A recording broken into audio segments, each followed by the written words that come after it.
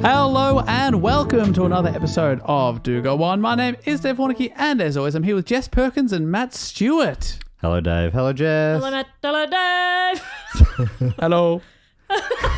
Great to be back together. Isn't it? It's so good to be here at the Stupid Old Studios. What a lovely space this is. That's right, the new studio. It's all happening here. Yeah. Absolutely loving it. Hopefully you can hear it at home, that this is a good space. Hear that? That's silence. Ooh, That's good stuff. Nice. That's crispy. Nice. Oh, that's crispy. Maybe too crisp. Can we get the crispiness down? Evan's in the booth next door. Could we soften this? Soften that? Soften the crisp? Thanks. Thank you. That's better. Yeah, that's much better. Thanks, you, Evan. Evan Munro-Smith. Evan Munro-Smith, everybody. Hey, if Evan was here, I'd ask him to explain how the show works, but obviously he doesn't have a mic in that next room. So, Yeah. Jess, instead I'm going to ask you Why do I have to do it? to ask Matt to explain the show. Well, the way it works is one of the three of us gets a topic which we go away and research. We just lather ourselves up in it. We learn it. We take a deep dive, and we really get to know it. We get the ins, we get the outs. We And buy that topic a drink. Yeah, we get to know it a little better. And then we buy that topic a second drink. And if things are going really well, Yeah. Then We Wednesday. invite that topic back up to our hotel room. we drop our hotel key in the margarita glass and fantastic. say, hey, Hey, maybe I'll see you later. I say, why did you put this in my drink? It's all, hell? that's all sticky. That's disgusting. I was drinking that. And anyway, so we learn about a topic and then we write that into a bit of a report, usually somewhere between 3 and 15,000 words. and then we bring that back and we tell it to the other two in report form, and the other two just listen. Yeah. Occasionally maybe go on a bit of a tedious tangent. Oh, no, they don't do that. They just ask questions that Yeah. might also benefit the listener to Yes. hear the answer Exactly. to. But sometimes they'll do an awful riff that goes nowhere, but they keep fucking chasing it down as if maybe it'll turn around soon. That's right. And they, if everything's working well, the editor will edit those out. And Jess will be editing this week's episode. She'll also be doing the report. But to get on a topic, Jess, do you have a question this week? I do. My question is, who? Ooh. Mike Myers. Is it Al? Oh, Who did Benedict Cumberbatch portray in the 2004 film Oh, the code cracker. The Imitation? Alan Turing. Correct. Turing. Now, who gets the point there? Dave, you said the code cracker. I'm paying. And I'm you giving it to me. You also interrupted me as I was reading the question, which is incredibly rude. Oh, do we not do that? Do we have to wait till the you question's must fully wait read? till the question has been read. Let's all go around the room and say if we've seen the film. Me, no. Me, yes. Me also, yes, because I was writing this report. Okay. And it's not a documentary, but I just thought maybe it would explain some of the complex maths a little better. Ah, gotcha. That's right. In the Because- kitchen before, we were talking about how you have a maths-heavy report coming up, and it now makes sense. Yeah, I was saying I wish Dave had done this report.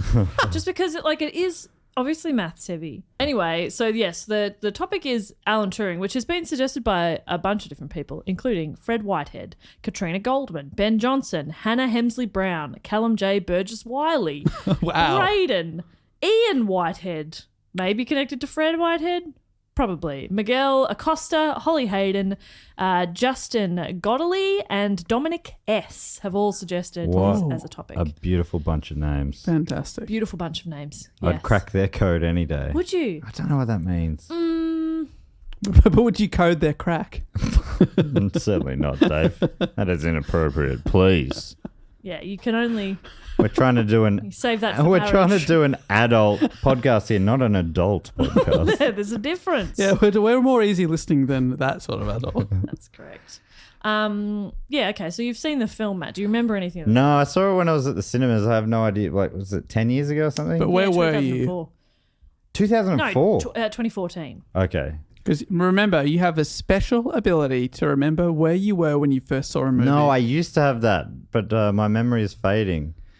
That one, I can picture. I was in a cinema. I think I saw it by myself. I was killing time. He's closing his eyes and you can see the eyes, bit of rapid eye movement. Fluttering, It's yeah. amazing. He's going back in time. Take me back, take me back, take me back. I was at the Melbourne Central Hoyts. Okay. Wow. Oh, shit popcorn. I hate Hoyt's popcorn. It's no good. Jess, actually, her secret talent, she can tell you where the good and bad popcorn is. Yeah, Village popcorn's better. Village is better. Absolutely. I didn't know that. Hoyt's is shit. It's a bit cardboardy. Yeah. Are you eating the box?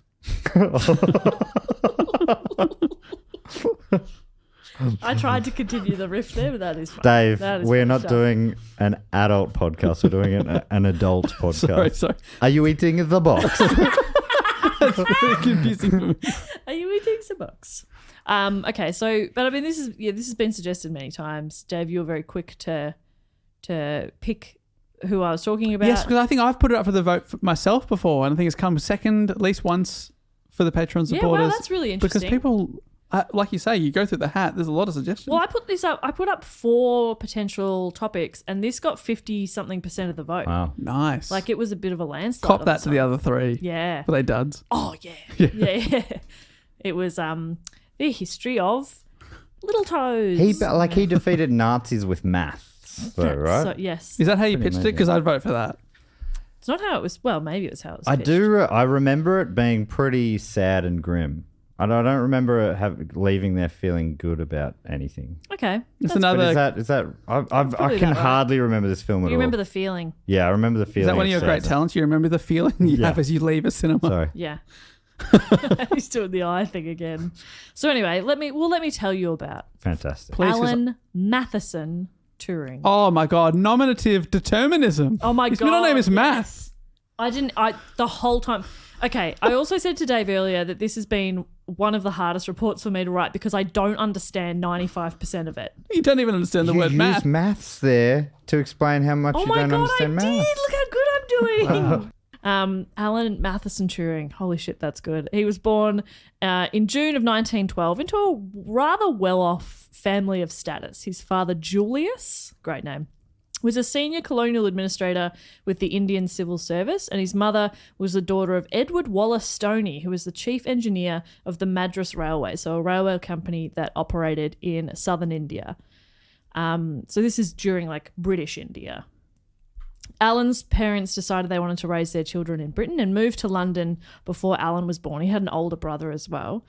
And during his childhood, though, his parents split their time between Hastings in the UK and India, leaving their 2 sons to stay with a retired army couple when they travelled. So they'd just sort of go back and forth. I say. Oh, I thought of it as well. Hastings, Hastings? I say. I say. From the ages of 6 to 9 years old, Alan attended St Michael's, a primary school in the St Leonards-on-Sea. Nice. And St. Michael's in St. Leonard's. yeah, Freaking St hell. Michael's, St Leonards-on-Sea. How Christian are they going back then? fucking love Man, saints. they love Saints. Don't Me they? too. You know when I love the Saints the most? 1966. Because that is the year they won their one and only VFL AFL premiership. What an exciting time. Not counting the pre-season finals like the Wizard Cup. I mean, who does count that? Not many people. But I've got a wizard cape. Even from a very young age, Alan showed signs of being an immensely academically gifted child. The headmistress recognised his talent, noting that she has had clever boys and hard-working boys, but Alan is a genius. Whoa. Imagine that in your school report. Hey, I've had clever kids come through this school. He's a genius. I've had clever boys. I've had hard-working boys. Alan is a genius boy. I've had boys, I've had them all. Hard work. Clever boys. Clever. Sporty boys. Little boys on bikes. Pimply boys. Naughty, cheeky, greasy little swine. E-boys. But your boy is a genius. He's a genius. After St Michael's, he was a student at Hazelhurst Prep School until he was 13, and then he went to Sherborne School, a boarding independent school in the market town of Sherborne, in Dorset. Dorset. An anecdote that I read said that the first day of school coincided with the 1926 general strike in Britain. It was like 1.7 million workers went on strike, largely those working in transport. But Turing was so determined to attend school that he rode his bicycle unaccompanied 60 miles or 97 k's from Southampton to Sherborne, stopping overnight at an inn. What? Like any other kid would be like, oh, I can't get to school. Oh, so sad. I miss school. Oh, no. But he's like, I'll get on a bike and I'll get to school. Remember when I mentioned on a report recently that my bus broke down on the first day of school? We were all like, I guess we're not going. Yeah. And then another bus turned up. I'm like, boo. It's sort of like when a teacher doesn't turn up the teacher's late to class and you're like, and then they walk in, you're like, fuck, now we actually have close. class. Imagine turning up. He's ridden overnight. So imagine he's his first day's now Tuesday. He gets there and he's the only student there because no one else bothered. Yeah, but he rode his bike. At Sherborne, Turing's interest and skills in maths and science continued to grow, although this was much to the disapproval of some of the teachers at Sherborne, whose definition of education placed more emphasis on the classics, like studies in Latin and ancient Greek. Oh, yeah. The important stuff, I think. Exactly. Yeah, more of your practical stuff. Stuff you Yes. could use later in life. Maths. What? It's just Come squiggles on, and numbers. Alan. Latin. Latin, that's good squiggles. Well, yeah, when once you finish school, you'll have an abacus that'll do the maths for you. Exactly. But you can't carry your pocket Latin everywhere. Can you? How will you have a conversation with anyone if you don't know Latin? Yeah, Fortius Bloody quo hell. fidelius. Strength through loyalty. How will you read the saints' motto? Exactly. You'd have no idea. His headmaster wrote to his parents, I hope he will not fall between two stools. Don't know what that means. If he's to stay at public school, he must aim at becoming educated. He must aim at becoming slightly thicker than a piece of paper. He's too thin. He might fall between the two stools. What if he gets lost? I can't see him. What if he flits out a window? I can see him if he's standing face on, but as soon as he turns to the side, he disappears. He's but a wisp. That is such. What does that mean? I don't know, but yeah, maybe it's sort of like he'll fall behind or something. Imagine if you're the parents, you're used to getting the reports that say, your boy's a genius, and now he's going to fall through the stools. He's got to learn. He's got to learn the classics. Oh, fall between two stools comes up when I start to Google it. Fail to be or take one of two satisfactory alternatives. Right. Never heard that phrase, but I enjoy The it. work fell between two stools, being neither genuinely popular nor truly scholarly. Okay, so I still don't truly understand. The headmaster because goes he's on. sticking with this fad of Yeah, maths. maths and science.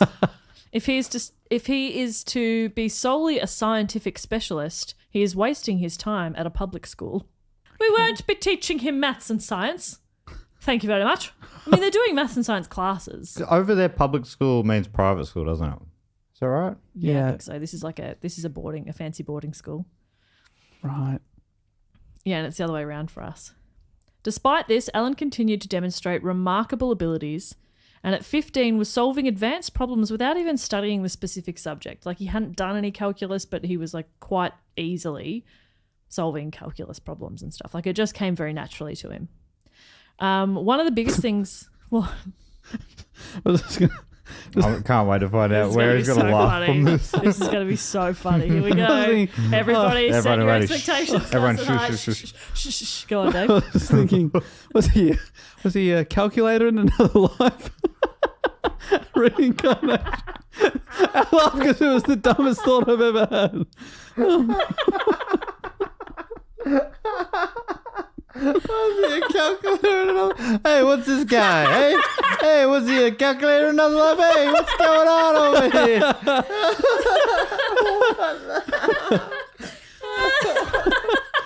So stupid. I say stupid stuff all the time. It's so much weirder coming from you. That's because I'd say that something that's stupid 10 times a minute. When you do it, it feels real weird. That's why I laughed at my own thought. You fucking idiot, I thought.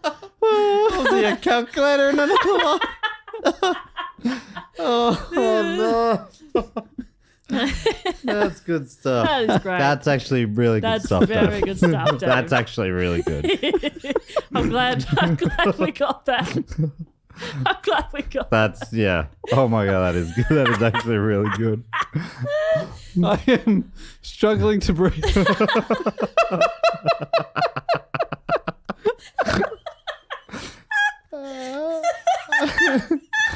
This must be so baffling for, especially in someone's first episode listening to this. Go, Yeah. Oh, Alan Turing. They just wanted to hear about their maths hero. He's always interested me. I love maths. I'm sure I'll understand Well, this. your hero was another calculator in another life.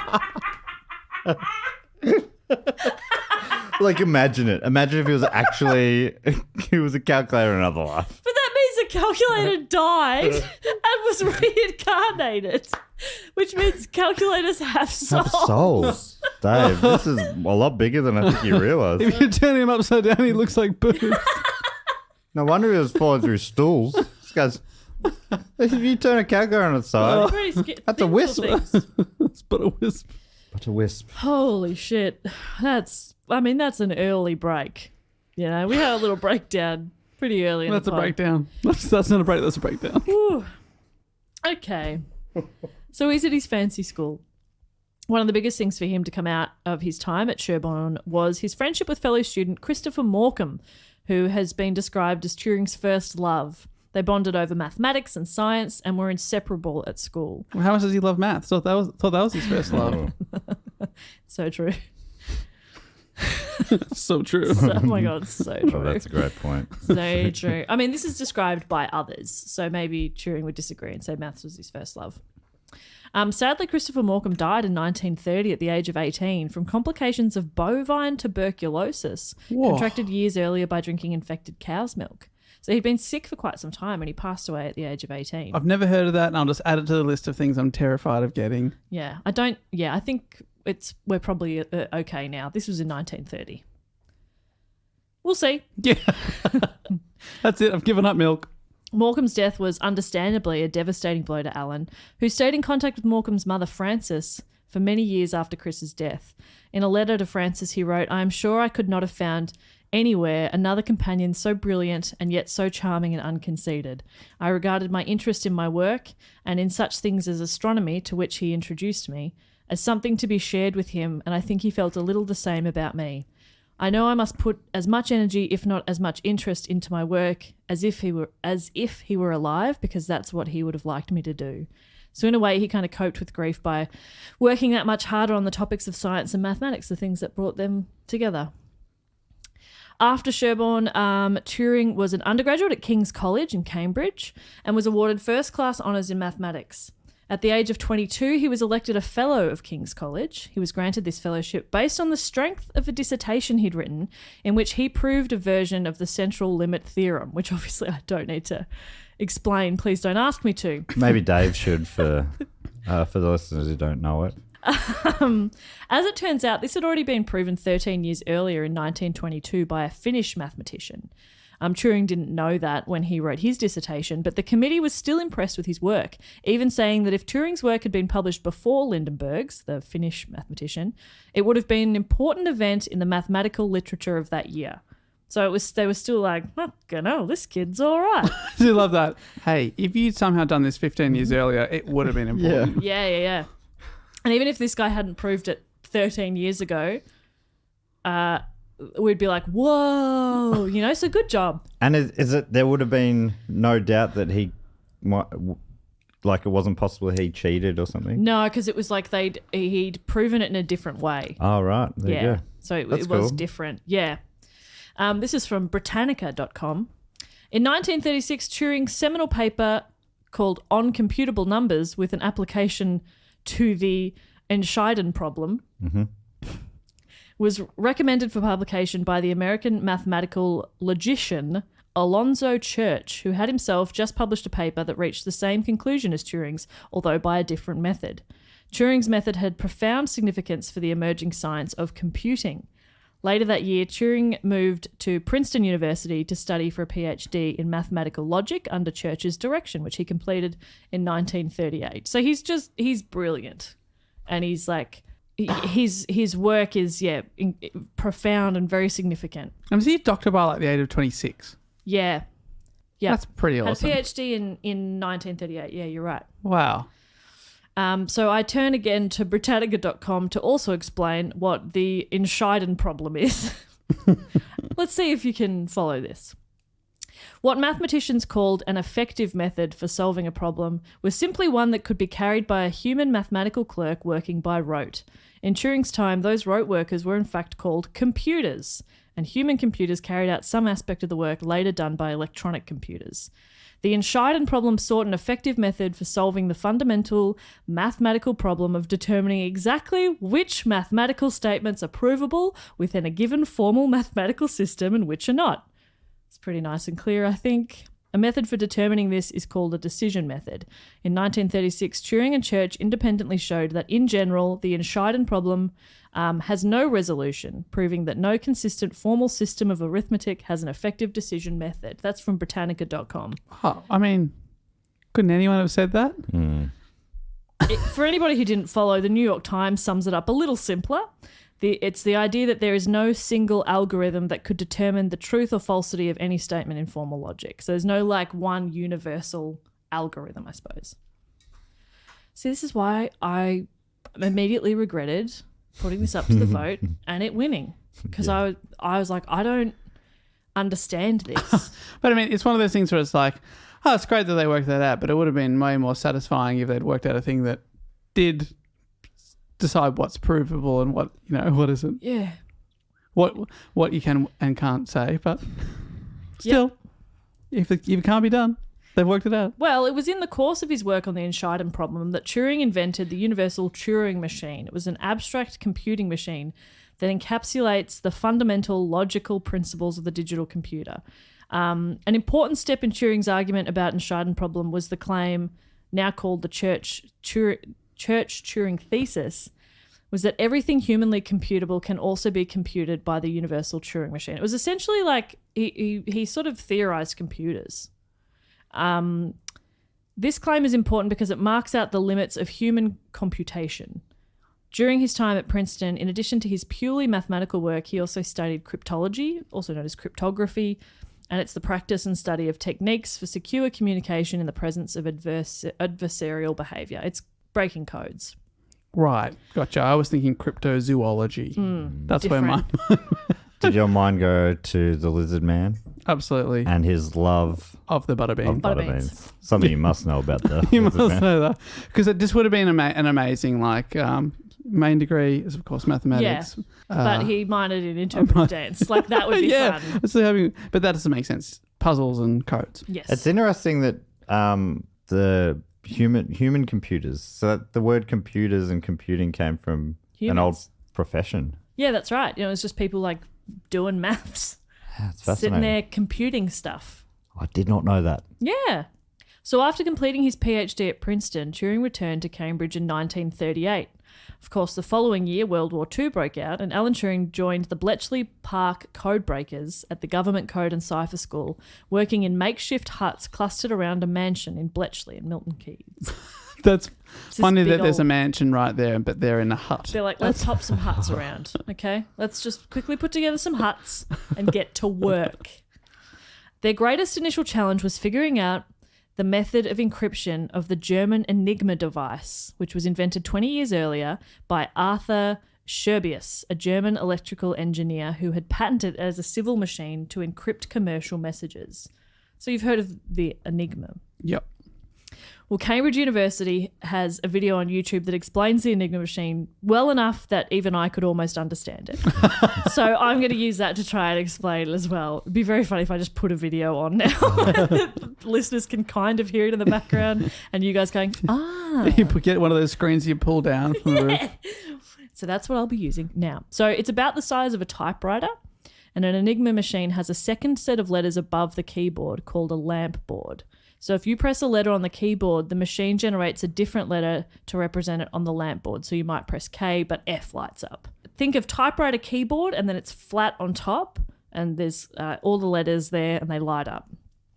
Inside the Enigma machine are 3 rotors which turn after pressing a key, making the wires of the circuit rotate. So this changes the circuit completely, meaning that even if you pressed the same letter every time, you'd produce different letters in the code. Amazing. It's incredible.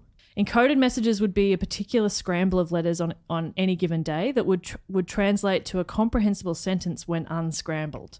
So Enigma operators received code books which specified which settings the machine would use every day. And every morning the code would change. Or I think it was like every night at midnight, I think. Right. So if you had one from a few days ago, it's different. It's different. The codes are different today. So you might somehow figure out a way to crack that code, but the settings are different today, so it doesn't help you crack today's code. That's so amazing. It's incredible. The standard Enigma machine had over 150 million possible daily settings. It's 150 with 18 zeros after it. Quintillion. 150 million possible. Right, so all you need is 150 million chimps on a typewriter. One of them's going to write Shakespeare Yeah. and crack a code, And crack I guess. the code. Manually, I think I heard that it would take them 20 million years to do one message. and they had to find a way to do 20 million years of work in about 20 minutes. Are they still doing it? They're still working on it now, and they will be for quite some time. Yeah. Now, as early as 1932, a small team of Polish mathematician cryptanalysts, led by Marian Rajowski, had succeeded in deducing the internal wiring of the Enigma. They'd kind of figured it out. And by 1938, Rajowski's team had devised a code-breaking machine they called the bomba, which is the Polish word for a type of ice cream, which is a great thing to name really civilized technology after. If it was an Australian one, it would have been called Buffalo Bill. Buffalo Bill. Obviously. The gay time. Gay time. Buffalo Bill. Gay time. Yes. Gay time Bill. Gay time Bill. Yep.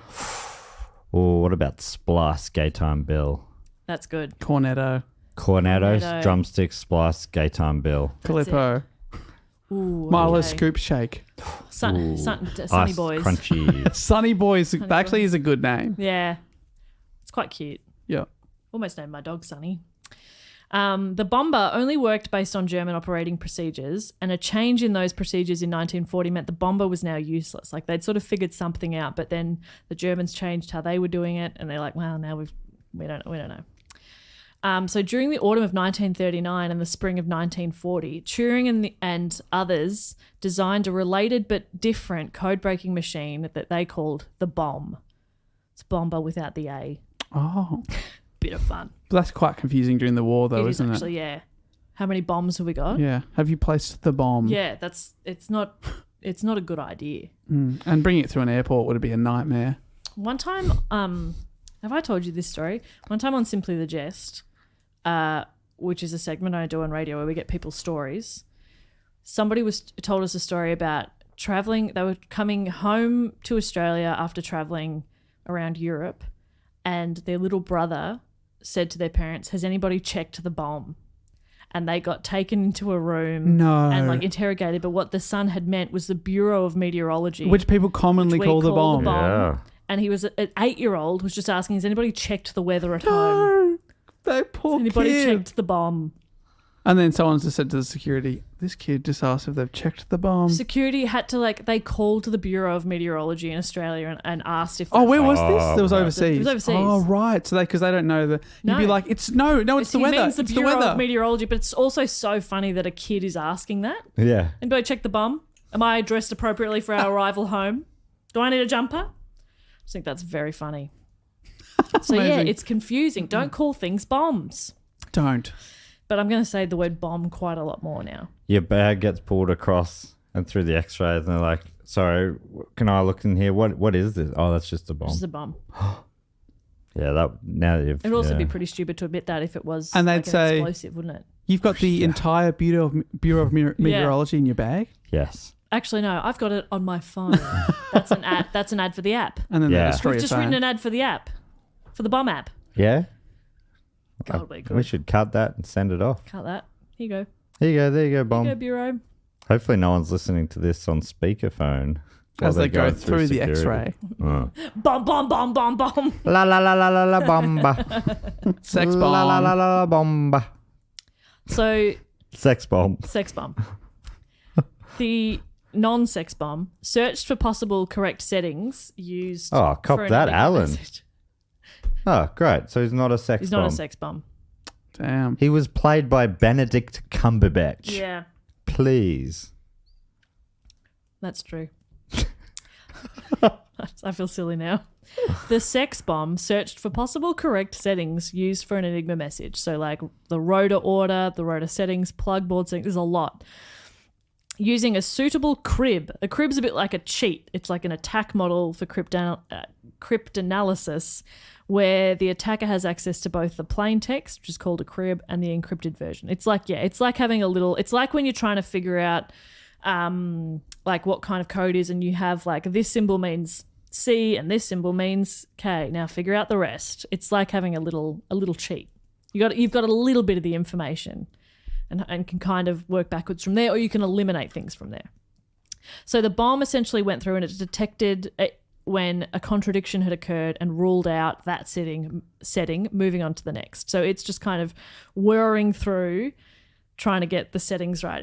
very strange. Most of the possible settings would cause contradictions and be discarded, leaving only a few to be investigated in detail. So essentially, like, it was a process of elimination. It could rule out certain combinations, therefore bringing the number of possible meanings down.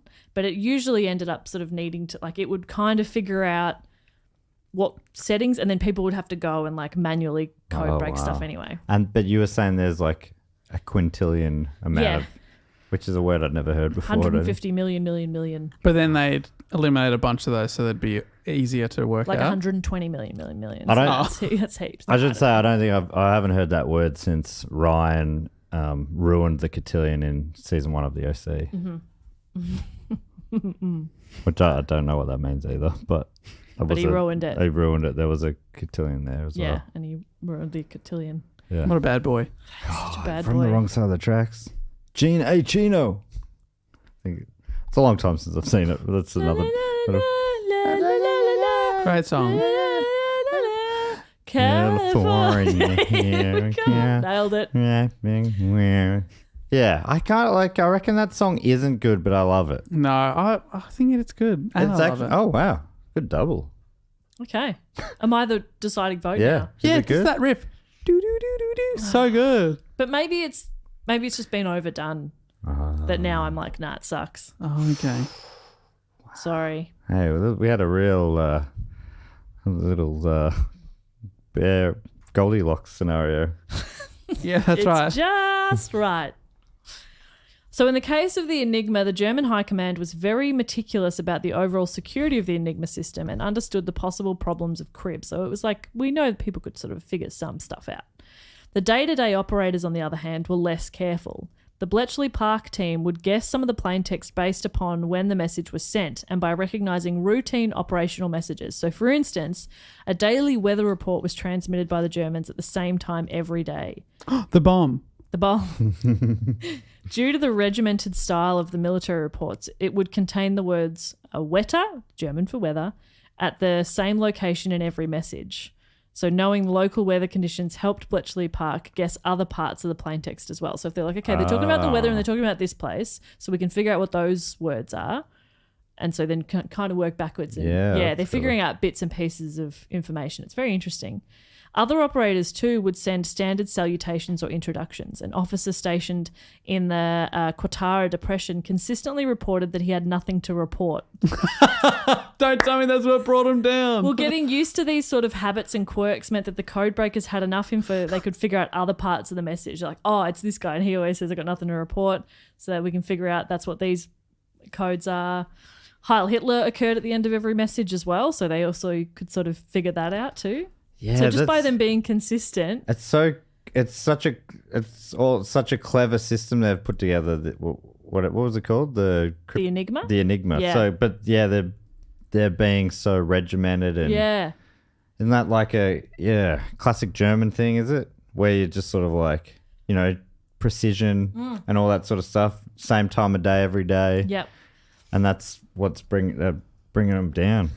Yeah, it's pretty funny. You'd think part of the system should have been, and it probably has been since we have to fluctuate when we send these out and mix it up, mix things up in different ways, phrase things differently, and don't just say nothing to report every day. You fucking only report if you've got something to report. Yeah. If you don't have anything nice to say, don't say anything at all. Say some gibberish. That'll actually make it hard. That'd be very confusing for everybody. The chicken clucks. Okay. That means nothing's happening. Yeah. Cluck cluck, says the chicken. Means send help, I'm in trouble.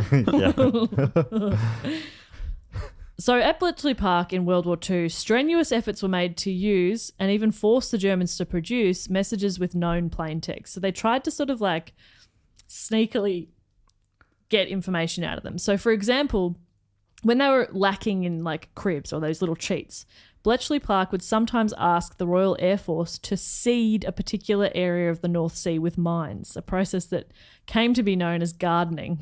Just go plant some seeds. Okay. So they just drop a whole bunch of mines in there. Then the Enigma messages that came out soon after would most likely contain the name of the area or the harbour threatened by those mines, and that gave them little bits of information. So then they could kind of work backwards from there.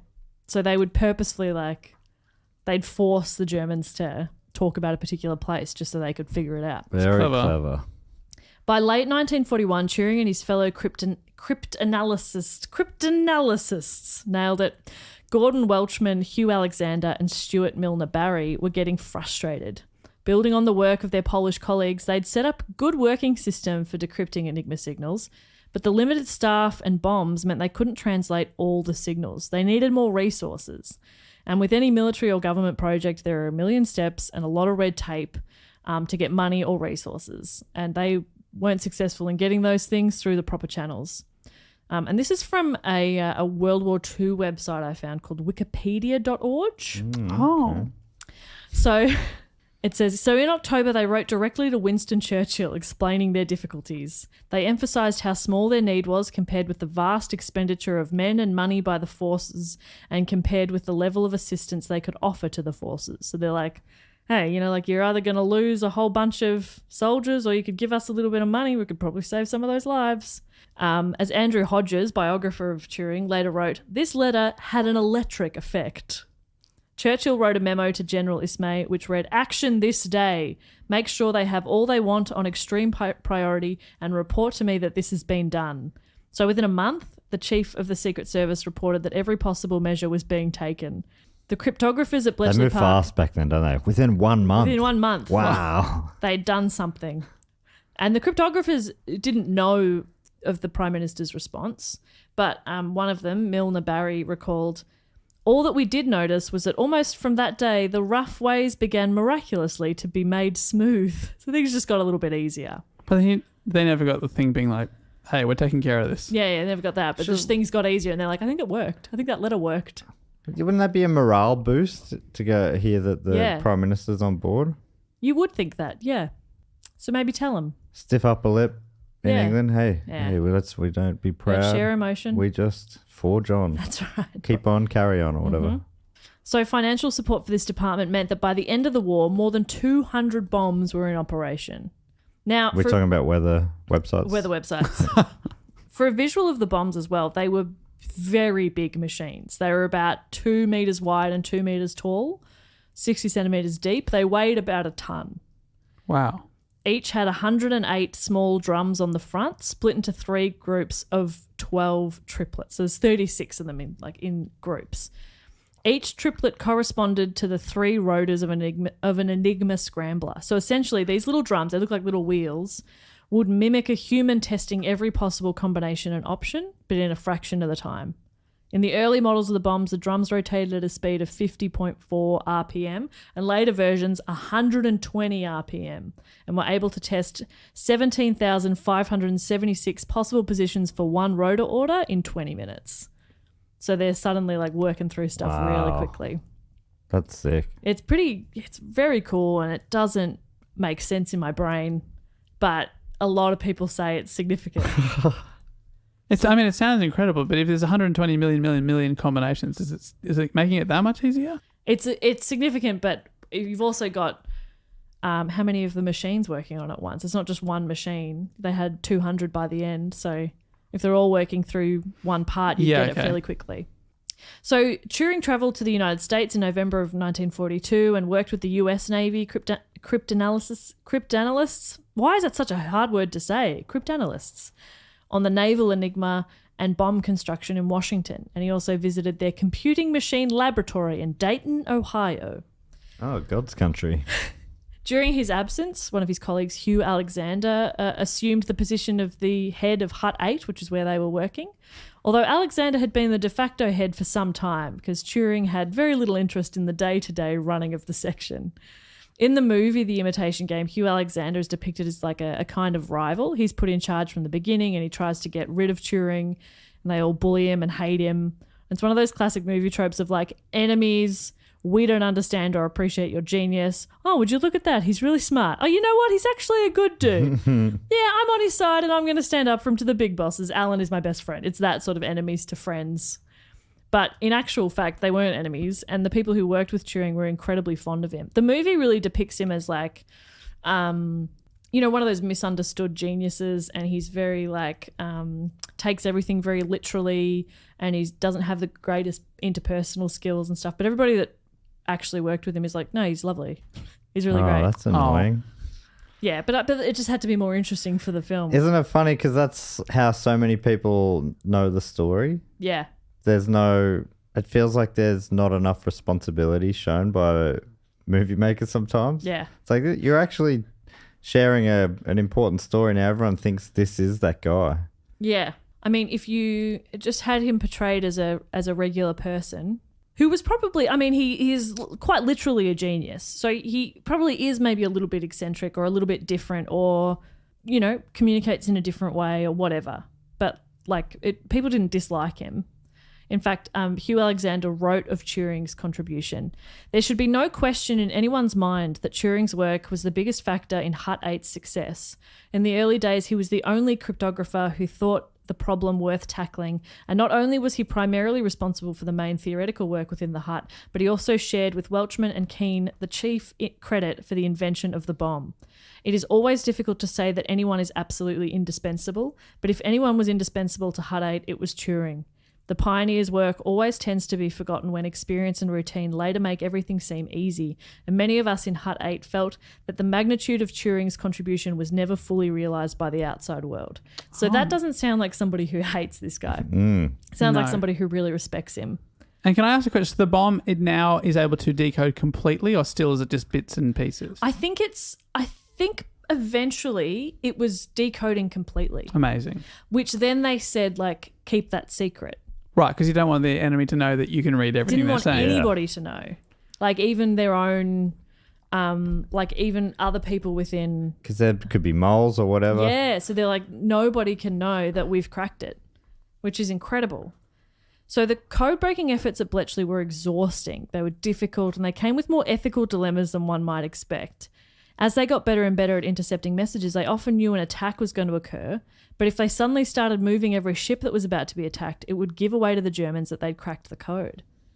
So often they had to just let things play out. Oh, that's a bit dodgy, isn't it? You're like, oh, we know your ship's about to get blown up, but we can't do anything. We can't because move if you suddenly, or you had to make decisions about which things you could intercept and which you couldn't, because if all of a sudden every single thing that Germany's planning on doing, if all of a sudden that ship has disappeared or that, everybody in that town has evacuated or whatever, then the Germans are going to be like, how do they know? And then they change their... It's like a greater good sort of thing. But they what a change the way the Enigmas work, and so now we've got to start from square one. So brutal decisions to be made. Awful.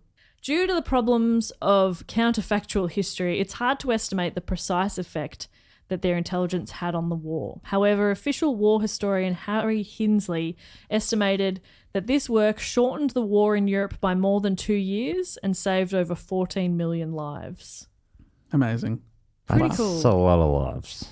That's a lot of lives. That's a spicy meatball. And then shortened it by 2 years, which is kind of cool.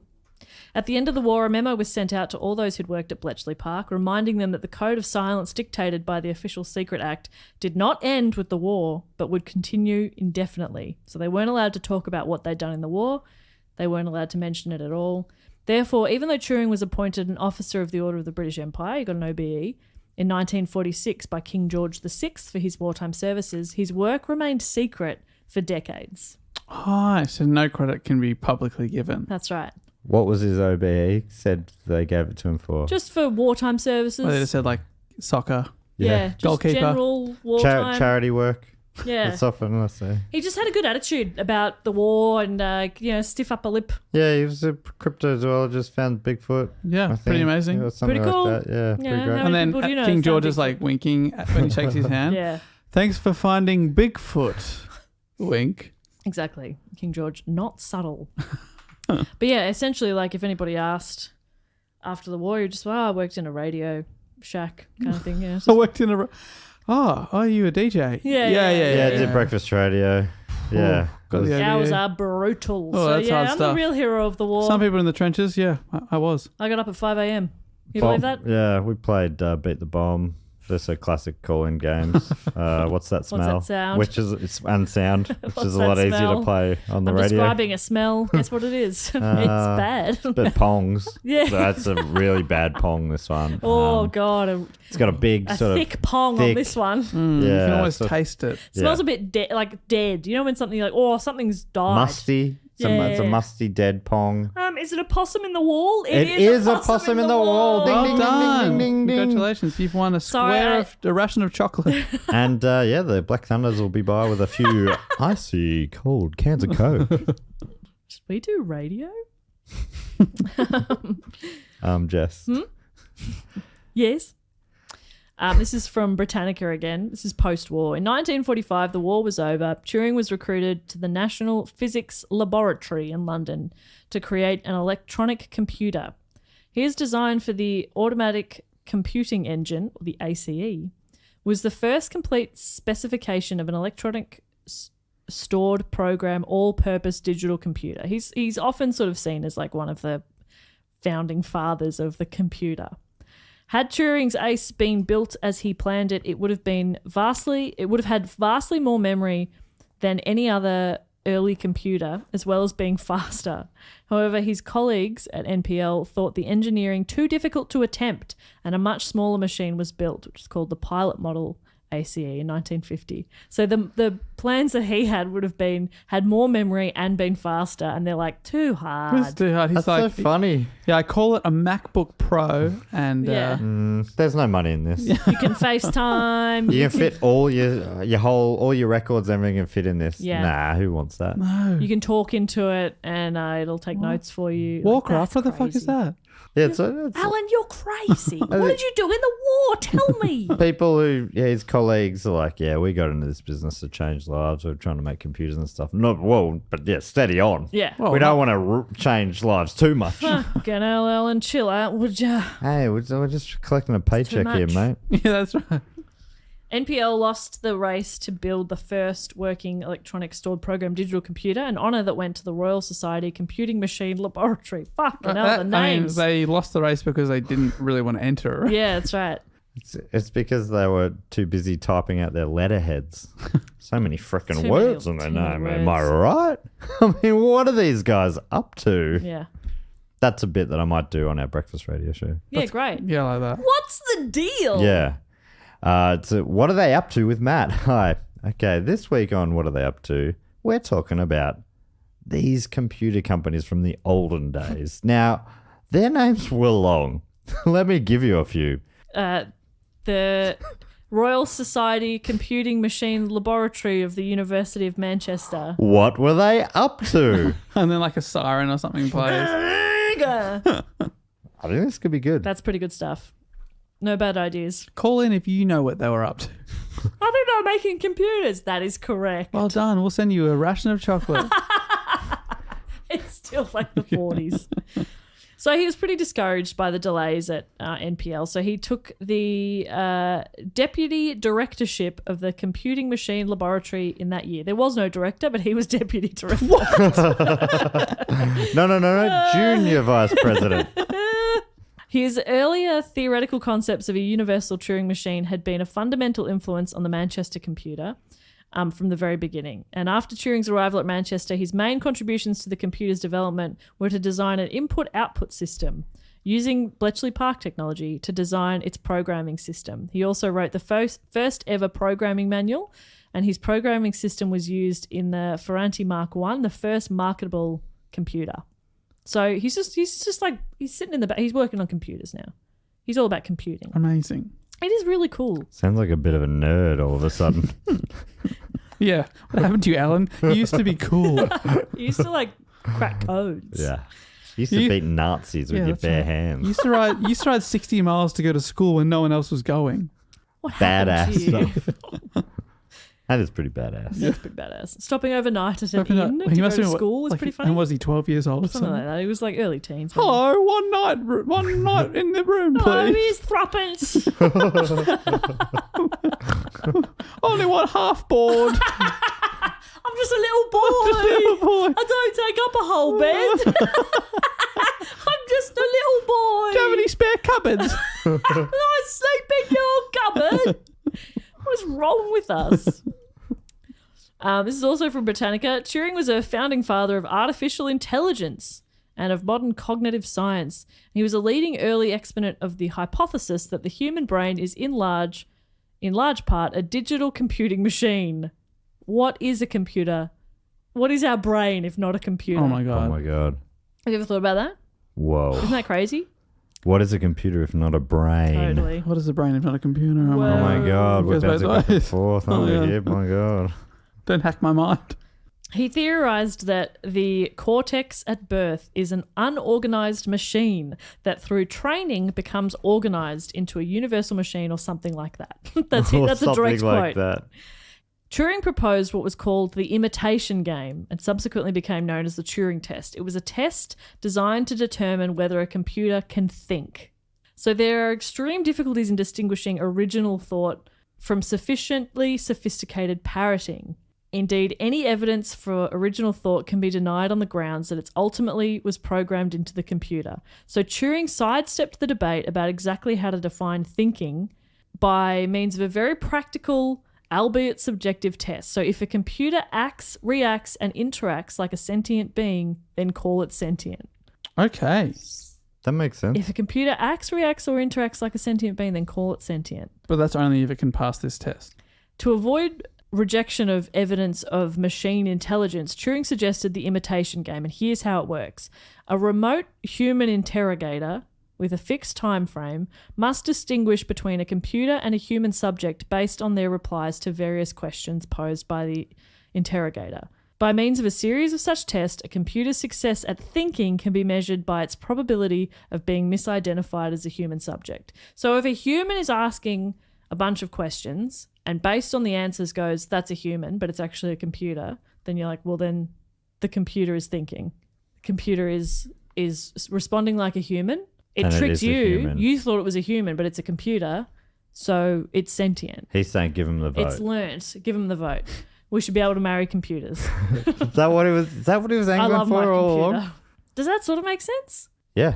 You're staring at me, Dave. Oh, so but he's saying that so they are sentient. Well- but has there been any sentient computers, especially back in his time? No, I mean, definitely not back in his time. But I think just his argument is like, If it looks like shit, smells like shit, tastes like shit, it's probably shit. yeah, that's exactly it. If it's talking like a human, it's responding like a human, let's just say it's human. If a computer can trick you into thinking it's a human, like let's just call it human. Let's say it's learning and it is sentient. Okay, Very interesting. But that's where the imitation game came from, that's as in the title. the title. Gotcha. So Turing was elected a Fellow of the Royal Society of London in March 1951, a very high honour, yet his life was about to become very difficult. In 1952, he met and started a relationship with a man named Arnold Murray, and in January, Turing's house was burgled. Murray said he knew the burglar. I mean, in some resources say that Murray was the one who burgled him. Others say he just knew who the burglars were. And in their line of questioning, detectives asked Turing what his relationship with Murray was. And when they discovered that the men had a romantic, a physical relationship, both Turing and Murray were charged with gross indecency as homosexuality was a crime. Turing was later convinced, by the advice of his brother and his own solicitor, to enter a guilty plea. And he was convicted and given a choice between imprisonment or a probation. Imprisonment would mean that he would be unable to work, and Turing chose the probation, which came with conditions. He had to agree to undergo hormonal physical changes designed to reduce libido, known as chemical castration. Gosh. He accepted the option of injections of a synthetic estrogen, rendering him impotent, causing breast tissue to form, and just generally causing him to feel really unwell.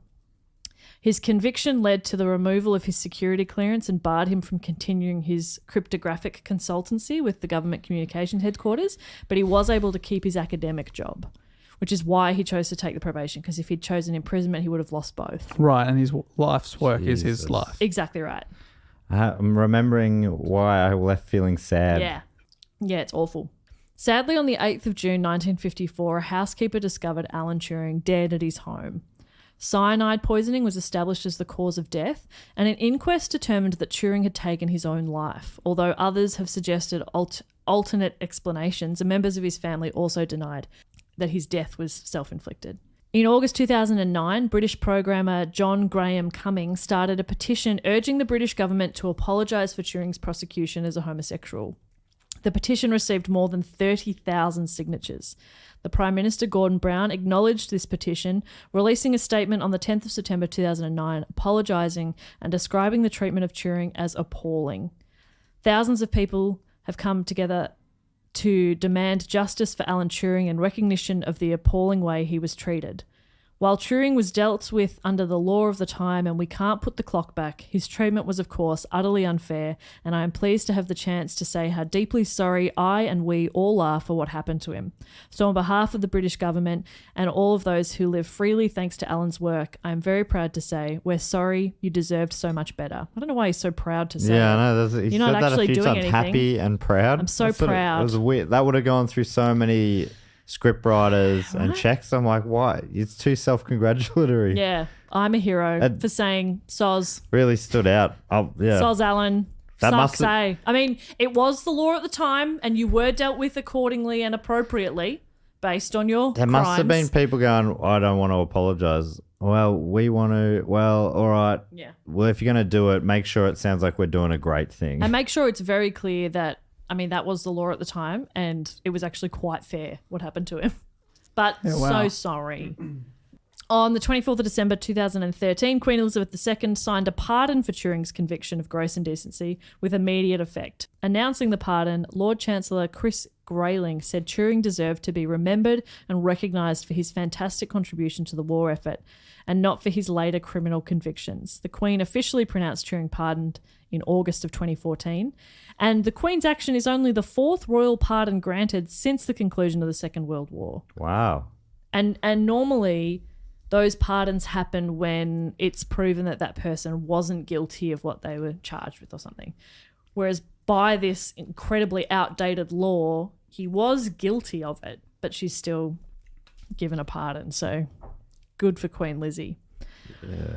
But yeah, a sad end. It's such a funny that who was the guy saying he should be remembered for the things he did, not for his criminal. Yeah. It's like, wait, what the fuck are you talking Exactly. about? No one's thinking poorly of him because of that crime. Yeah. That only reflects badly on. Hey. Let's remember he did good stuff for the war, not the crimes he clearly committed. No one's saying that. But it wasn't until like the 60s that that homosexuality was decriminalized in the UK. 67, I think I remember reading. So it was a long time later. Yeah, and just 1 year after the Saints won their premiership. But you're absolutely right. How weird is that to be like, hey. He did some great stuff, incredibly smart person, saved a lot of lives, really like set the groundwork for some things that we use every day now. And we should be really grateful to that and we should respect that. Maybe And it needed to be- yes, he was a dirty criminal. Maybe it was needed to be said at the time and people were thinking, I don't know, but it Yeah. just seems weird. Like, This is not what that are you long talking ago. about? Yeah. Nah. Lock him up. He deserved it. Absolutely wild stuff. So yeah, a sad end, but to a pretty amazing life and pretty amazing story. And I hope that the many people that suggested it feel some sort of satisfaction in that report. I'm sorry Dave didn't do it. Is that what they were all saying? I'm sure he would Everyone was explain. saying, I hope Dave That's what I'm does it. saying it the whole fucking time I was writing this thing. Oh. I was like, God damn it, Jess. No, I found that really interesting. I'm the one who knew the least about him because I haven't seen the movie. So, yeah, I did not know that that's sadly how he died. That's awful. Yeah. Yeah, it's really sad. And he's only, He was in his 41? Oh my early God. 40s, yeah. Oh Yeah. my. He's done fucking so much in his life. Yeah. And the logic, I mean, it's so bizarre, the logic back then. They're like, this is unnatural, homosexual. Yeah. What we're going to do is pump you with estrogen. Yeah.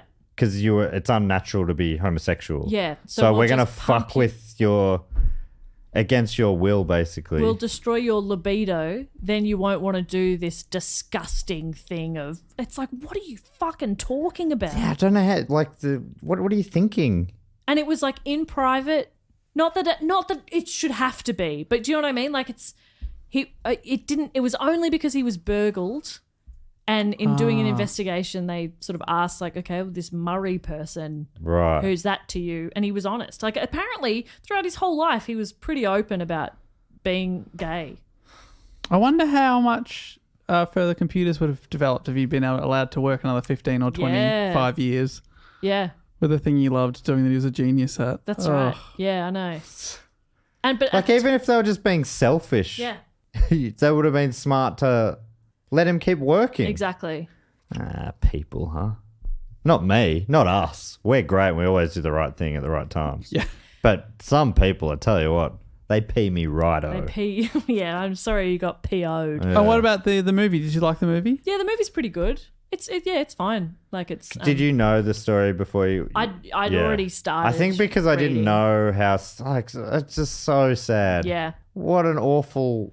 And the thing as well is, so like these detectives who are looking through it, I don't know if there's an element of truth to this part of the movie, but the detectives turn up to like help him, and he's not giving them a lot of information. He's like, no, nothing was stolen, and they think it's a bit odd. They think he's a bit odd, and they're like sus Which on is him a crime. because he's a professor from Cambridge, and a couple of other professors from Cambridge ended up being spies. So they're like, what's he hiding? And that's why they dig a little deeper, but they're sus on him, and they're trying to find, like, they're trying to get records of his time in the military, and it's empty, and they're like, what the fuck? Because they didn't know what he'd done in the war. Right, because he's like, my clearance is way above yours, guys. Yeah. And it's all been like scrapped. Like, Let's just there's say no I won the record. war. Yeah. I basically won the war. Yeah. Okay, let's just leave Let's it at just that. say you're welcome. So they're going through all of this, and they have no actual idea.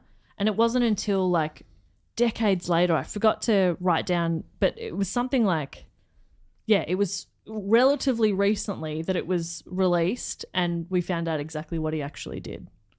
Quite recently. Incredible. Ridiculous. So that is my report on Alan Turing and the imitation game. Fascinating. Fascinating, great story. Obviously heartbreaking, but yeah, Yeah, sad ending, but pretty amazing middle. yeah. And there's more that he did as well. More sort of like, stuff in AI and encryption and all kinds of stuff. Like he did a lot after the war as well. But yeah, he could have done so much more if he had been treated a little better by a really stupid law and some nosy fucking detectives. Yeah. You fucking dogs. Now that brings us to everyone's favourite section of the show, where we get to thank some of our fantastic supporters. Without these people, this show would not exist. And if you want to be one of them, you can go to dogoonpod.com or patreon.com/dogoonpod. There's a bunch of different levels where you can support us on, get all sorts of reward. Do we call them rewards? They're rewards. It feels like it's a bit much, really. Bonuses. Bonuses. Gifts. Gifts. from our family to yours. Prezzies. What are some things people can get, Bopper? Yeah, some of the prezzies. Some of the prezzies you can get is 3 bonus episodes a month, access to our Facebook group, which is the kindest corner of the internet. You could scroll back and look at all the newsletters I used to write that I haven't for a good 6 months. But nobody's complained about the lack of newsletter. I don't think they cared about the newsletter. No, I don't think they care or like the newsletter. They don't want to hear what we've been up to. No, I don't want to hear what we've been up to. It was always very dull. It's so boring. We have such boring lives, especially it was like 2 years of lockdown. It's like, what have you been up to? Fuck all. Yeah. Like, that's maybe true. I don't want to be like all salesperson here, but we should probably focus on the things that people do like to Yes, entice you get them. early access to tickets to live shows. The Facebook group. That's a lovely. I said that. Oh, sorry. Fucking hell, it's like you don't even listen. Well, I listen to all the things that people hate. They really pricked your ears up. Did you mention 3 bonus episodes? Yes! I heard that. And one of the other things you can do if you sign up to the Sydney Scheinberg level or above is you get to give us a fact, a quote, or a question in this segment, which we call Fact, Quote, or Question, and has a little jingle. Goes something like this. Fact, quote, or question. She always remembers the jingle. And now, with this part of the episode, what we do is read out one of the great names of these great supporters. They get to give themselves a title, and then they get to ask a question, give a fact, or quote a quote, or anything really. Yep. Sometimes they'll do a suggestion. We've had Sometimes it's brags, we've had a recipe before. Oh, recipes. It fantastic. can be anything. The first Can I one, make a suggestion? yeah. Can either, because I'm now fixated on this, can you either take your coffee and put it on the ground rather than on the cream couch, or swap with Dave and have this little thing where you could put it Can on? I have that little thing, Dave? I'm Because afraid. This is good content. I have not been listening for a good 2 minutes, just Okay. thinking about that. Should I be wearing pants on this couch? It's a dangerous game. It's a cream couch, Dave. Of course you should be wearing pants. Always check the colour of the couch before you sit down on it pantsless. That's a great rule. Thank you. Anyway, the first fact quote or question of this week is Paul Mellor, a.k.a. lover of savoury puddings. Dave, where do you stand on Oh. this? Savoury. What is a What does that savoury? mean? What is a I savoury don't know. What pudding? is a savouring pudding? I don't know. Like, Savouring. Is Paul going to tell us? Oh, that's a good point. I He's hope asking so. a question. Paul, I know Paul as a regular corresponder. He's a Saints supporter in England, and it just feels like that could be an English thing. a savoury They pudding. do things a little differently over there. They're crazy.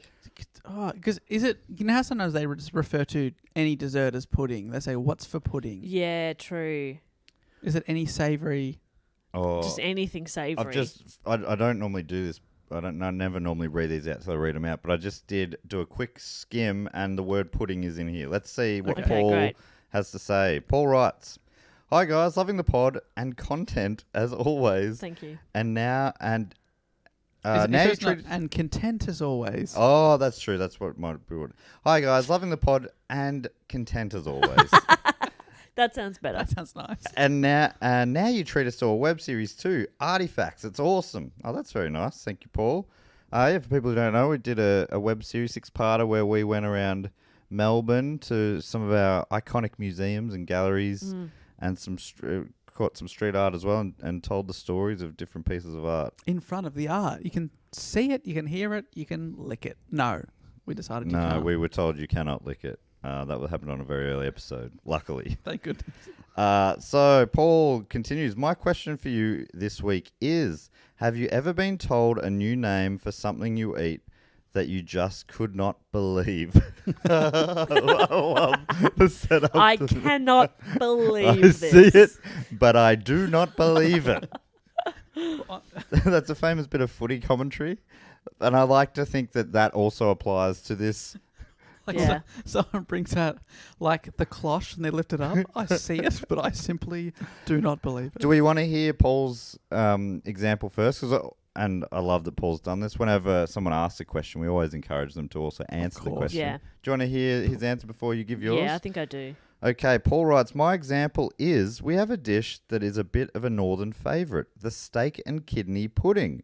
Basically, meat and gravy in a suet pastry. Saying that right? It is almost like a soft upside-down pie, and they are steam cooked. They are lovely with chips and mushy peas from the chip shop. I'm pretty sure Dave would be a fan. Anyway, I was working with a guy from the neighbouring town of Burnley, and he ordered his lunch. He ordered a Babby's Head chips, peas and gravy. Yes, that is Babby, not baby. Turned out that was what him and all his friends and family called the pudding. I will put a link on here so you can see it, but it kind of looks like a baby's head. Oh my God. But it's called a babby's head. Babby. I've never heard that. Babby. I've never heard that since, and a pretty strange thing to call something you eat. I don't know if you get these in Australia, but if you do, maybe I don't know if you get these in Australia, but if you do, you maybe know what I mean. It's a bit of a sick name, maybe. Snake and pygmy pudding is better. Oh my God. I'm finding reading very hard early in this section of the show, and I got about That's to do great. a lot of reading. Dave, what are your thoughts there? Babby. Babby. I mean, is there a link so I can see an image of it? Oh, okay. Yeah, that's a Because good it point. does sound. It sounded great until he said it looked like a baby's head. And Yeah, I that's went, oh, okay. yeah, that's not as appealing. Not sure about that. He heard it, but he did not believe it. Oh no, there's a You have to The pay link- $8. Put in your credit card details. Look at this. saying pudding. there's a database error. This is good podcasting, I reckon. Yeah, this is fun. Dave, why don't you look up steak and kidney pudding, and I'll move on to the next one. No worries. Which comes from Julian Wren, aka the Disney villain defender. Oh. Okay. Julian's also asking a question, writing, what villain or bad guy in a movie or TV show do you root for every time? Oh, loot and plunder. No, Oh, that's yeah. not true. Captain Pollution. Is that Loot and Plunder? Oh, no. Loot and Plunder are the characters' names. Yeah. Captain Pollution's a different Captain Planet villain. Yeah. I'm Captain Pollution. That was great. So that's the full question? Yes, but Julian does answer. Do we even answer Paul's question? No. Jeez, this is a strong feel like start. we answered Paul's question before he asked the question because we were like, savoury pudding? We couldn't get our head around it. I have Googled it. Steak and kidney pudding. That's what we're looking at. It It does. does look like an upside-down pie, more than a baby's head to Yeah, me. it looks delicious. That does look good. Okay. Like it looks like you cut it open and it just pours out. Yeah. Much like a baby's. So Paul's question was, have you ever been told a new name for something you eat that you just could not believe? It's such a specific question. I can't think of an example of that. No. People are like, oh no, that's cold. I'm sure there might be some, but I can't access it in my brain right now. Paul, great question. Baby's pudding. Yeah, Babbies. Thank you for educating us on that. Love that. Back to Julian's question. Movie villain or a TV show villain? Megamind. Oh, what's Megamind You seen from? Megamind? Oh, from the movie Megamind? Yeah. Wasn't he a villain? Yeah, that's good Seems fun. like it. That was fun. Megamind. That's my answer. Who else? Who are you rooting for in a? What about the Karate Kid? The bad Yeah. guy in that. Isn't Yeah. he meant to be misunderstood? I haven't seen that movie in a long time. I mean, I love it when Darth Vader comes on the screen and just fucks them up. Oh, at the end of that Star Wars story one? Yeah, when he just comes Rogue in and Nation or like, you whatever? know, all the little wussies come in with their lasers and he's like, The little crush. wussies. you know, they're all little wussy boys. And then he comes in and obviously you're supposed to be like, oh no, he's evil. But you're also like, thank God, finally a lightsaber in this movie. Yeah. And then he just is really cool. Wow. He's cool. Yeah, it's cool. I'm trying to Sorry think to of step on classic your villains. toes there, Matt. Yeah, that was Making great sound effects. pretty That's good. Yeah, that's actually one of my sounds. Wow. Wow. Sorry to do it better than you right to your face. Wow. Yeah, so you can't do it. No, but yeah, that's on me. And I love watching some villains like Dennis Hopper in Speed. Oh, Oh, yeah, he's great. great villain. Love it. So good. Scar, The Lion King. Oh. You evil person. It's got great Jeremy songs. Irons. Yeah. Fantastic Yeah. performance. So that's fun. Yeah. Obviously Voldemort. What a great guy. Voldemort. Great guy. Haha. What that blonde kid who says, Potter? Draco Malfoy. I Yeah. only know him from a girl who says Yes. she looks like him on TikTok. She does quite a bit. Yeah, Draco Malfoy, great villain. Great villain. Yeah, I mean, so many. I mean, the harder question would be name a good guy that I root for. Yeah, I Can't don't think of a care. single Don't one. care for him. No. Ooh, we're doing things by the book. Boring. Yawn fest. Yes. By book. Thank you, Julian. Great question. Pete Holberton, a.k.a. Wannabe Steely-Eyed Missile Man. Wannabe Steely-Eyed Missile Okay. Man. Pete's coming in with a fact, writing, the second moon landing, Apollo 12, was struck by lightning just after launch. The electrical surge knocked out its fuel cells and instrumentation, lighting up the control panel like a Christmas tree and sending gibberish to the screens in Mission Control in Houston. Oh, sounds like they had a little problem. But one of the controllers, John Aaron, recognized a pattern in the gibberish that he'd seen just once a year before. And he had to he had the crew flick an obscure switch. Try SCE to aux. The switch was so obscure, even the commander of the mission, astronaut Peter Conrad, had never heard of it. His response was, "What the hell is that?" But his crewmate Al Bean recognized it, flipped it, and normality was restored. The mission was saved, and Pete and Al became the third and fourth men to walk on the moon a few days later. John Aaron's quick thinking and coolness under pressure earned him the highest possible praise from his NASA. Is it NASA or NASA? From his NASA colleagues. He's known as Steely-Eyed Missile Man, which may even top Cobra as the coolest nickname ever. Steely-eyed Missile Man. And before you ask, Dave, we are not calling you that. What about just either Steely-eyed or Missile Man? Steely-Eyed Missile Man. That's I think that's Missile a Man. mouthful, isn't it? Because I could probably Yeah, put I you struggled in. to I get could my probably mouth on it. shove you in a missile launcher and just send you off. Missile Man. Yeah. Missile Man. Our little Missile Man. Hey. That's Missile pretty Man. Like, we're saying it wrong too. Missile Man, isn't it? Missile Man. Missile. Oh, Missile Man. Missile Get Man. in there. Missile Man. Missile Man. Missile Man. It's bad. He's the Missile Man. I also to the quite- tune of Brad's Guitar Man. Who's with me? Everybody. He's a Missile Man. I mean, Rocket Man's right there. No, I don't see it. I also like the name in that story of Al Bean. Al Al Bean is Bean. That's fantastic. great. Can I be that? That's So close to Simpsons guy Al Jean. oh yeah. Fun fact. Makes you think. And the last, thanks very much for that one, Pete. Bloody hell. And the makes you last think. one this week comes from Lily Morley, aka Tired IT Girl. Definitely information technology IT, not it girl. Yeah, that's me. I'm a tired it girl. Honoured by that title though, Jess, if only it was true. You must have called her the it girl. I think Last I time. said IT girl and then said, well, it could be it girl. Oh, I love that. I'm not that fucking stupid that I love immediately would that, have said it Bob. wrong. I love it, Bob. Do you love it? I love it. Do you love me? I love you, Bob. And I love Lily. And Lily writes a question here. A question a friend from work always asks when there's a lull in the conversation.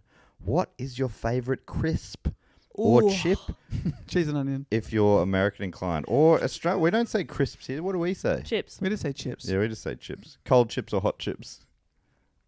There, we use the same word, don't we? But we always know. You don't often have to actually clarify, No. do you? It's only every now and then that you have to go, oh, hot chips. Yeah. You don't say cold chips. Do Americans, are they the same? They say chips for both? No, they say fries. They For- say fries for chips. For hot chips. And what do they say for chips? Chips. Okay. And in England, they say chips for chips, but Crisps, crisps for chips. Okay. Yeah, it's just way easier. We say chips for chips and we say chips for chips. Yeah. That's and you what- get the context. It's Yeah. only sometimes when you're like, oh, I feel like chippies. And you go, hot chippies? You go, nah, chips. Yeah. Or you say potato chips Yeah, yeah. if you really want to clarify. But otherwise, usually, Because just they're based both on the potato context, chips as you know well, what's of course, happening. But potato chips would mean Crisps. crisps or chips. And hot chips would be hot potato chips. Yeah. It's actually quite simple. It is pretty simple when you put it like that. So the What do question you is, what's call- your favourite crisps? What do you call a jacket potato? A jacket Yeah. potato. My go-to for a long time has been salt and vinegar. Oh, yep. Yeah, How I about love a you? salt. I love an S&V. I love a light and tangy. Oh, That was my childhood favourite. Yeah. Yeah. They're hit and miss, though, to be honest. If you get a good packet with lots of flavouring, nothing like it.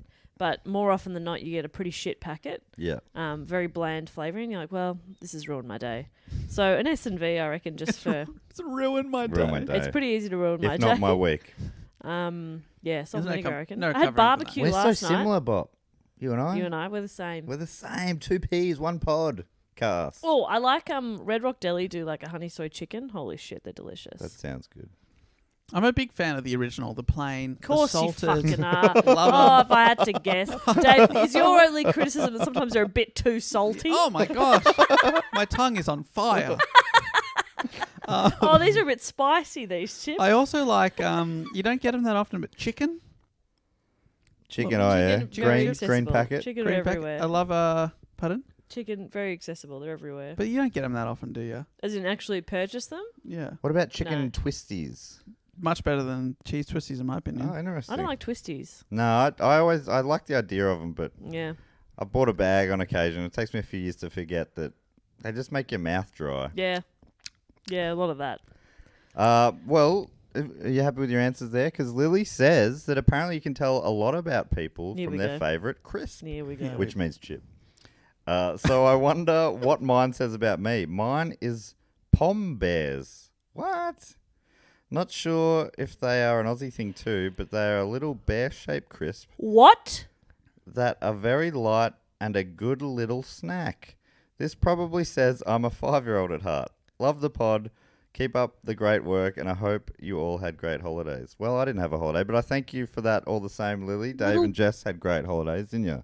Oh, we had Didn't the you, best holidays. Dave? You have a great holiday? Separately. Jess, you have a great holiday? Yeah. Separate holidays. And I was Yeah. watching. Dave made that from- very clear when I said, "Can I come on your holiday?" I said absolutely not. Get your own holiday, he said. And you did. And I did. I'm looking at pom bears. That sounds like it's right up my alley. Little bear-shaped Oh. crisps. That's wild that they have How do that they do technology that? over there. How do they do that? How I do they want make them. a potato in a It's like bag? teddy bear biscuits. They're fun because you like eat the head first, put them out of their misery. Mm. You know.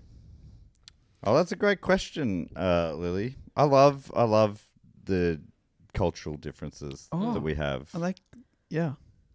They come in 3 main flavors. What flavors? Original, Yep, your fave. Dave's. S&V, Yep. Yep, mine. cheese and onion. Jess. I don't want cheese and onion. Sorry.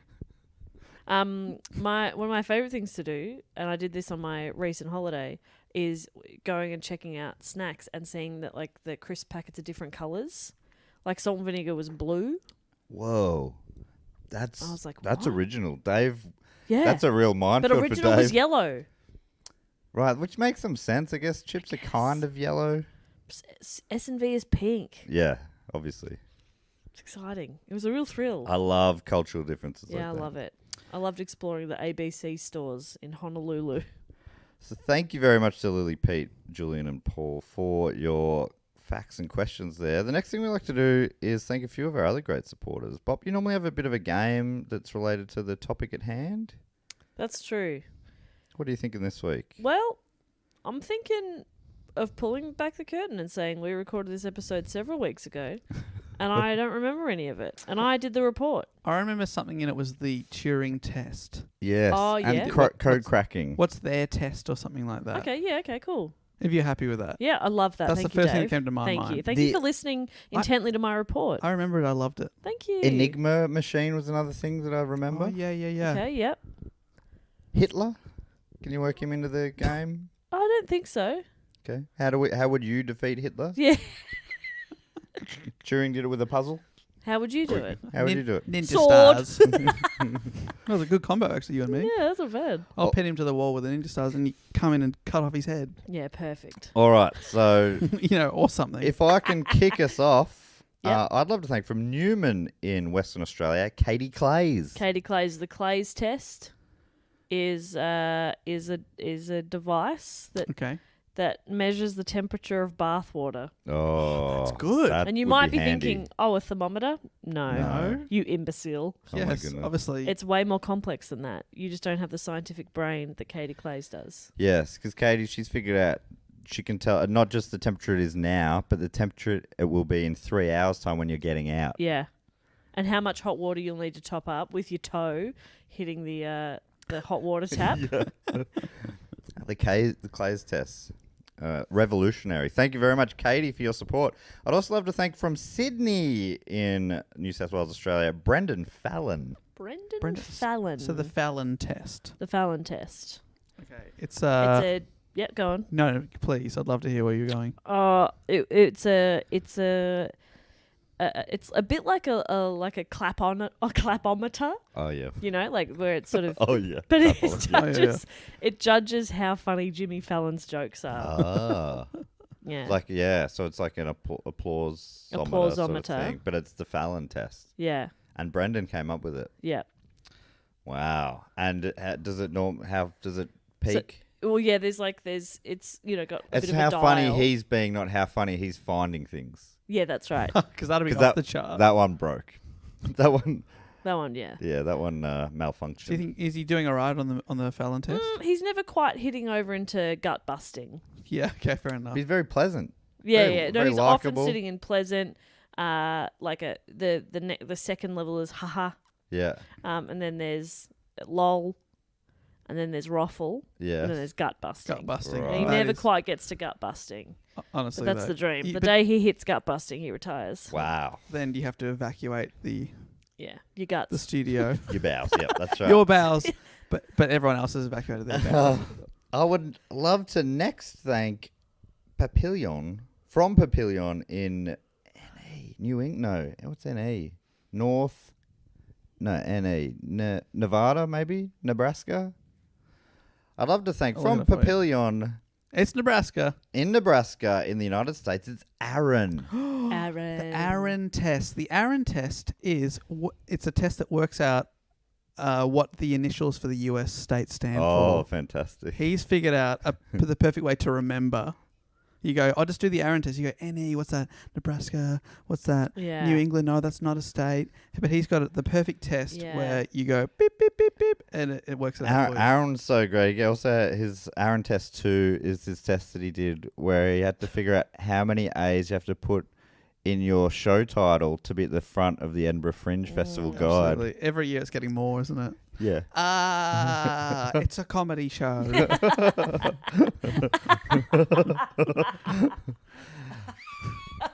Bob, would you like to thank a few of our great supporters? Nothing would bring me more joy.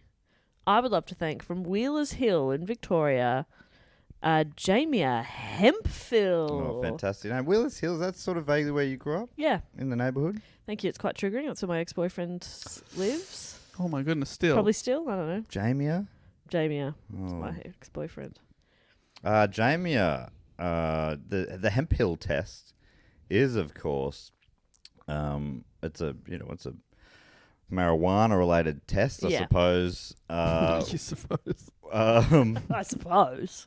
And it just what it does is that when you've got just a big haul of the old Mary Jane, Uh-huh. right? Okay.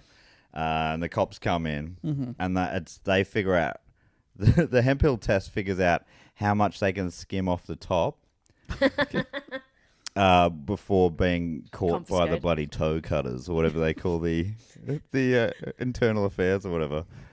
Toe cutters. Have I been watching too much Underbelly or something? I don't know what toe cutters Is that are. not the term? I don't know, but maybe. So it's for this. So essentially, the Hemphill test is for dirty cops. Is that what you're saying? It's like a ratio to work out. If there's a kilo here, we I can can probably take- skim off 200 grams. Yeah, Toe. that's a lot. The term toe Is that a cutter. lot?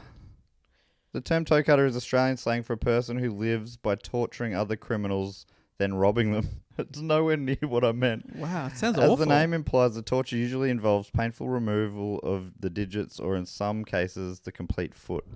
And what's the point of it? Oh, no, hang on. Here we go. Urban Dictionary. In Australian police slang, toe cutter refers to members of the Internal Ethical Standards Division. So it is what I meant. You as have been well. watching too much Okay, there you Underbelly. go. They're two very different definitions. I haven't seen Underbelly in 10 years. It's your thing, mate. You love I it. swear. I don't support Australian TV, I swear. I hate it. I would also love to thank from Reservoir in Victoria, Alida Trung. Alida Alida. Trong from Reservoir. You didn't say reservoir, did you? No, I said Reservoir. Oh, fantastic. You south of the Yarra types. Always pronouncing it wrong, but you didn't. So, oh my God. Jess is, for the listeners at home, Jess is It's just staring interesting. I me just down haven't. right I now. haven't heard an apology yet. Because I think, Matt, I've heard you refer to it as reservoir before. Yeah, no, it's funny because a friend... And I actually still haven't heard an A friend apology. up here in Sydney is looking to move down there, and he's saying... And 'cause you still, the day goes on. And he's been saying, like, you can't... He's like, the locals, they don't like it if you call it reservoir. It's got to be reservoir. And I'm like, yeah, both sound right to me. I don't know.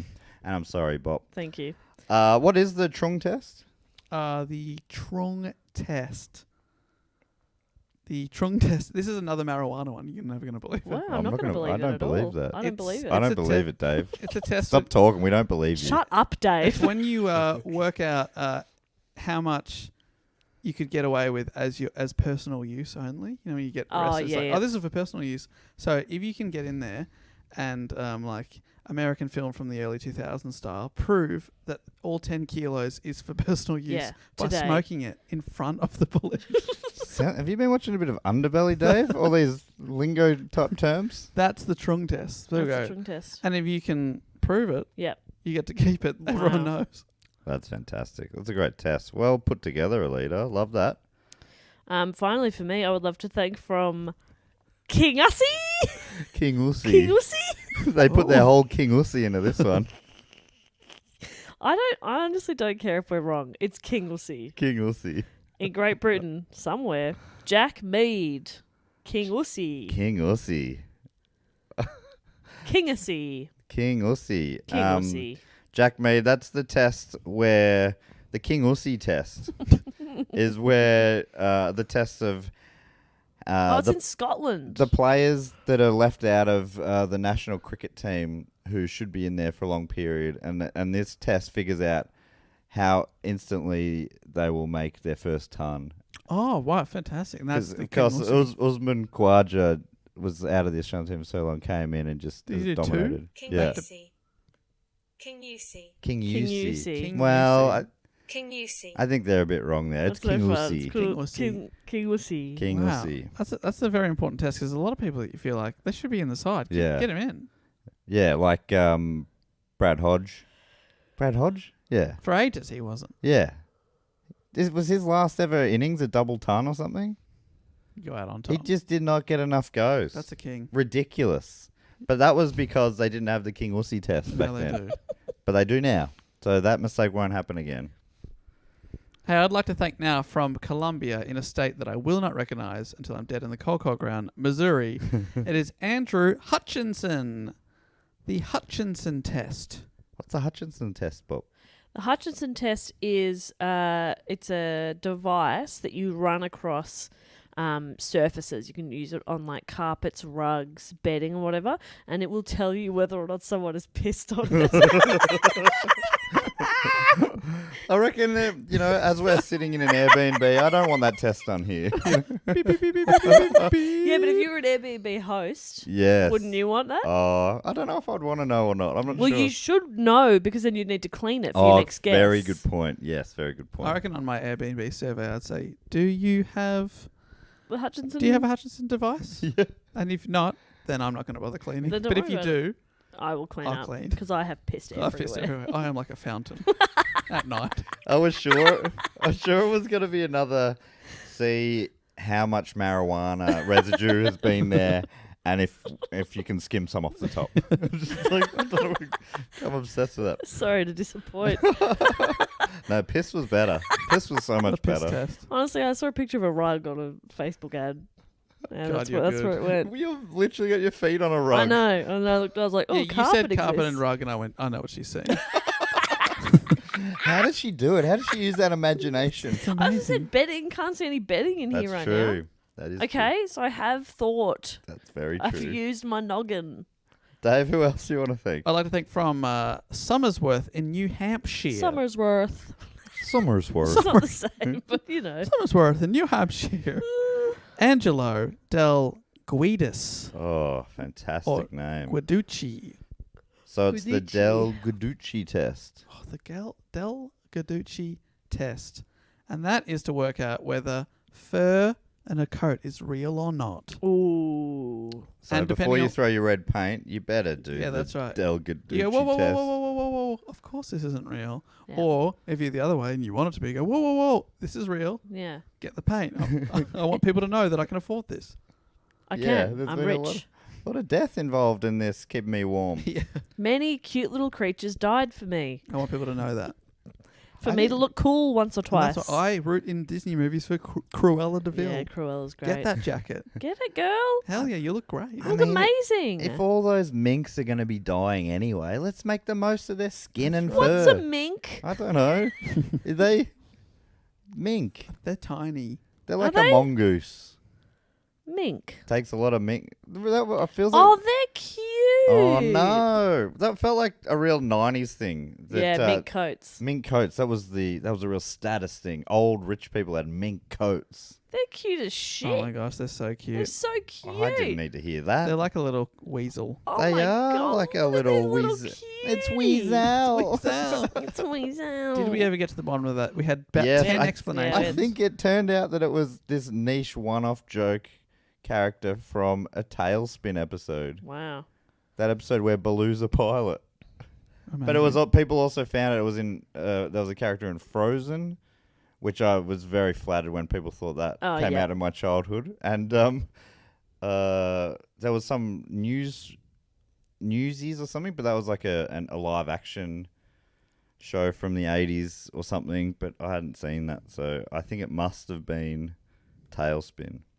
Dave, I think you got one last person I to got thank. one to go, and I would love to thank from Winmally in New South Wales. All one word.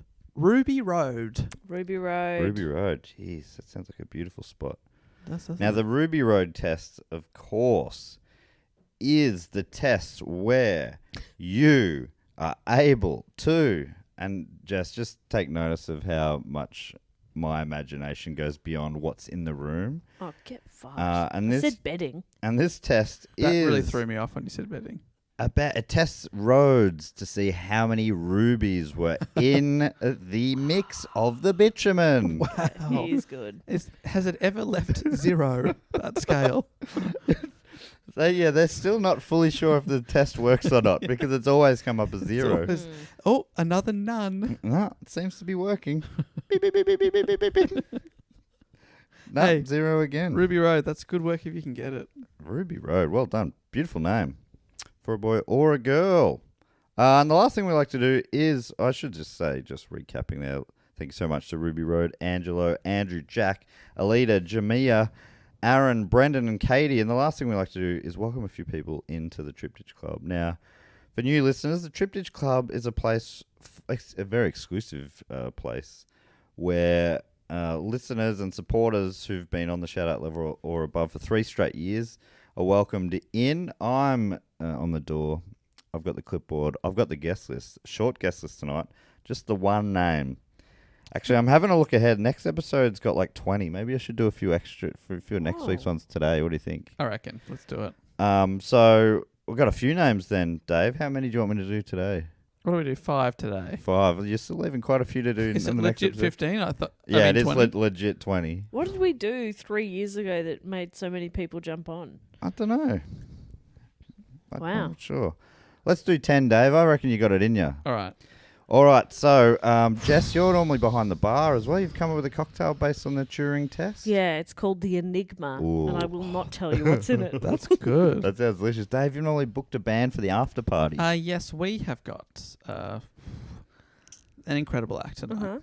Obviously, draping himself in a snake. It is Alice Cooper. Holy Whoa. shit. Can you believe it? The Prince of Darkness himself. Himself. If that's the name he goes by. So, I'm going to read out the names. Dave is up on stage. He's emceeing the event. Once they come in, Dave will hype them up. And then Dave's a little bit sensitive. He doesn't always feel like he's done the best job, often because he doesn't do a very good job. How And then this guy Jess, talking about? then Jess is by his side or behind the bar, sort of his Paul Schaefer, just hyping him up. No, Yeah. I stand right behind Dave, Oh, do you? and I just whisper in his ear the whole time, and one hand is on his butt. And, But he But she'll finds never it, tell you which he hand. finds it very comforting. that's why I feel uncomfortable. He loves it. He needs it. It soothes him. Unfortunately, you are wearing a Madonna headset mic, so we can hear your whispers. All right, so you're ready for this big list of 10 names, Dave? Absolutely. Oh All right, God, here you we can feel go. the confidence there. Are you ready, Dave? Let's Are do this. you Thank you. ready? Grab my butt. Grab my butt. Yeah, see? He loves it. All right, from Ash in Great Britain, it's Wheatington. Wheatington, he's from Ash, but when I see him, I think cash. This guy's loaded. Yes, he's got money. He's money. This man is money. Money. Cold hard cash. Wheat Money Whittington. I'd also love to thank and welcome into the club from Glasgow in Scotland. It is Lewis Gamble. Oh, Glasgow on in, Lewis. Yes. Grab yourself a brewski. Lewis. From Croydon in Great Britain, it's Keir Beals. Have no fear, it's Keir. That is is here. good, that is I'm wondering, were we in Great Britain 3 years ago? Because there are a lot of Great Britain names here. I'd also love to thank from Birmingham in Great Britain, it's Kieran Darcy. Oh, Kieran Darcy keeps things classy. Oh my God, Dave. Yes. And I'd like to thank from Dundee in Scotland, the famous stewards, Dundee Decanter, home of Haig Crookshank. Oh, I'd just like to say, Haig Crook, thanks for your support. Yes, and welcome in. Whoa. I'd love to thank from Shirley in Great Britain, it's Jodie Thomas. Jodie Thomas, I'll make you a promise. Yes. That you'll have a great time in there. Yes, Jody. I'd love to thank from Atis Cadero in maybe California in the United States, it's Connor Seamer. Oh, simmer on down. Simmer. I think you're going to say simmer, so this really threw me off. simmer Stop down. looking ahead, Dave. It's meant to be free flowing here. Yeah. Connor, you make me wanna have a great time. There we go. Nailed it. From Banstead in Surrey, Great Britain, it's William Townsend. Oh, more like Grandstead. Grand. It makes sense when you see it From written down. Greenock in Inverclyde. Inverclyde in Great Britain, it's Scott Coventry. Oh, more like Hot Coventry. Oh my God, not your value. Not your value, but your outfit's fantastic. You're looking stunning. And finally from Daventry in Great Britain, it's Lewis Williams. Oh. What was that? Oh, Daventry. More like Paddentry. Come on in. Come on in. Is that something? Yeah, that's good. Oh, thank you. That's rare praise. There's still, you were on such a roll, I feel like No, I almost want to that's keep going. enough. That's enough. All right, thank you and welcome into the Thanks. club. Make yourselves at home. Lewis, Scott, William, Connor, Jody, Haig, Kieran, Keir, Lewis and Wheat. Make yourselves at home. Enjoy an Enigma beverage. Get ready for Alice Cooper himself. We are not worthy. And anything to say before we head off for the day, Bop? Just that we love you and that anybody can make a suggestion at any time. There's a link in the show notes. It's on our website, dogoonpod.com, and that's also where you can find merch. You can look up other stuff. You can see what we look like if you've never been on social media before. And if you want to see what we look like, we are doing some shows, and you can always keep Fuck, he's good. up to date with what we're doing now and in the future. Even if you're listening to this in the future, dogoonpod.com. There's live shows tab. See if we're coming to your town.